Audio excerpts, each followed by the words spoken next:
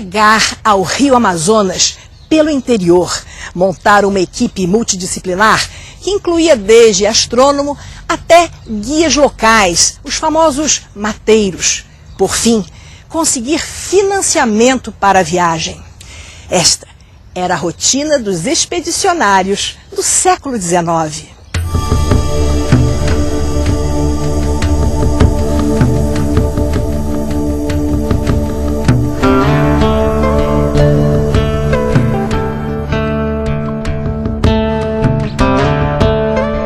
Em 1823, logo após a independência, Langsdorff e sua equipe já estão instalados no Rio de Janeiro. As primeiras impressões aparecem revelando os expressivos cenários das terras fluminenses.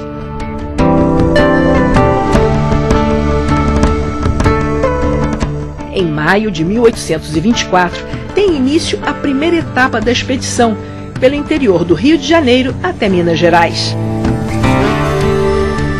No diário que irá manter durante toda a viagem, Langsdorff registra suas impressões sobre os lugares e sobre a equipe.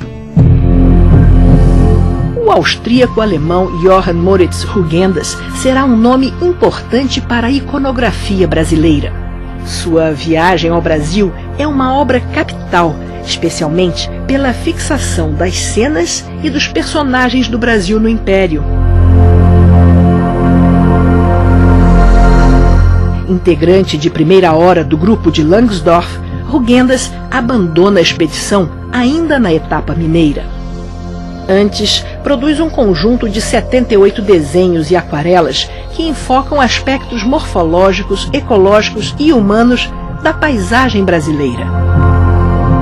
Rugendas foi um apaixonado em pintar com detalhes as nossas grandes árvores, as nossas grandes florestas, em captar o translúcido dos ares no interior das matas, a variedade de folhas. Ele é certamente o nosso grande pintor de florestas. É justamente no seu pincel que nós vamos identificar, digamos, os nossos espécimes vegetais, com a sua riqueza mais esplendorosa. Mas é bom lembrar justamente que a pintura de paisagem era um gênero muito em voga na Europa, junto com a pintura histórica, e quando os estrangeiros vêm para cá, eles procuram inclusive ilustrar os seus livros com essa pintura de paisagem, porque eles sabem que isso faria um bom negócio quando eles voltarem para a Europa.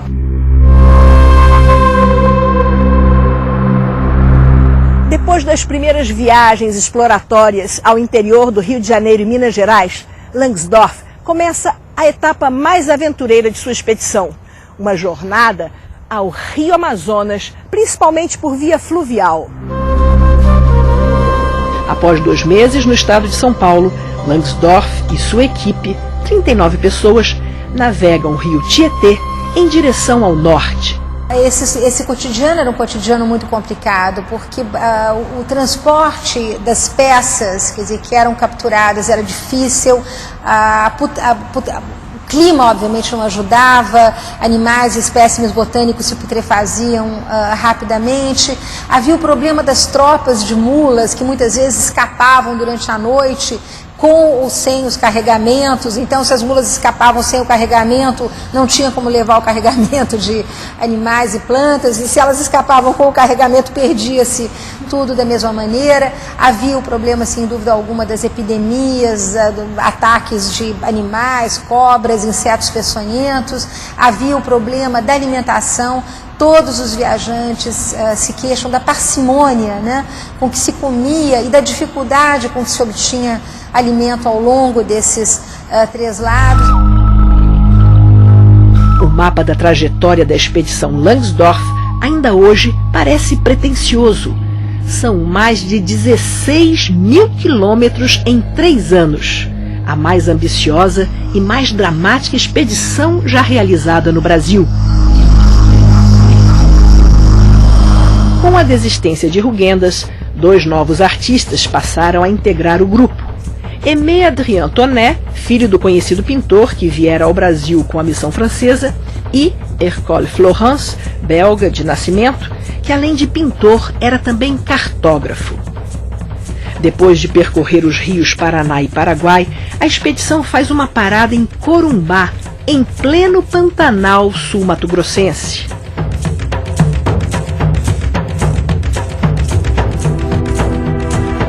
O porto de Cuiabá é alcançado em 30 de janeiro de 1827, onde a equipe se instala ao longo de quase todo o ano, realizando viagens exploratórias na região, como a Serra da Chapada dos Guimarães. Tido como um aquarelista talentoso para cenas que exigem movimento, como rios e figura humana, Toné foi um grande pintor de paisagens. Ao embarcar na expedição de Langsdorff, tinha 22 anos e deixará dessa viagem um legado de 151 ilustrações em aquarela e desenhos. As representações da Chapada dos Guimarães são consideradas de uma beleza rara. Depois de percorrer o interior de Mato Grosso, a expedição retorna a Cuiabá, onde deverá seguir viagem, desta vez dividida em 2 grupos. Toné, juntamente com o botânico Ludwig Riedel, segue para noroeste em direção ao Guaporé, para chegar ao Rio Madeira e daí ao Rio Amazonas. Langsdorff e Florence sobem o rio Tapajós em busca da nascente do rio Paraguai. O encontro é marcado no porto de Manaus. Alguns deles nunca chegarão. Aos 25 anos, Adrien Toné, o pintor das águas, morre afogado ao tentar atravessar o rio Guaporé. A sorte também vai faltar ao grupo de Langsdorff. Ele e outros expedicionários, indo em direção ao Acre, são vitimados por febres tropicais que acabarão por comprometer a sanidade do barão. Dos 39 integrantes da expedição, somente 12 sobreviveram. O regresso ao Rio de Janeiro é feito por navio em 13 de março de 1829. Langsdorff retorna para Freiburg, na Alemanha, enquanto Florence se instala definitivamente no Brasil.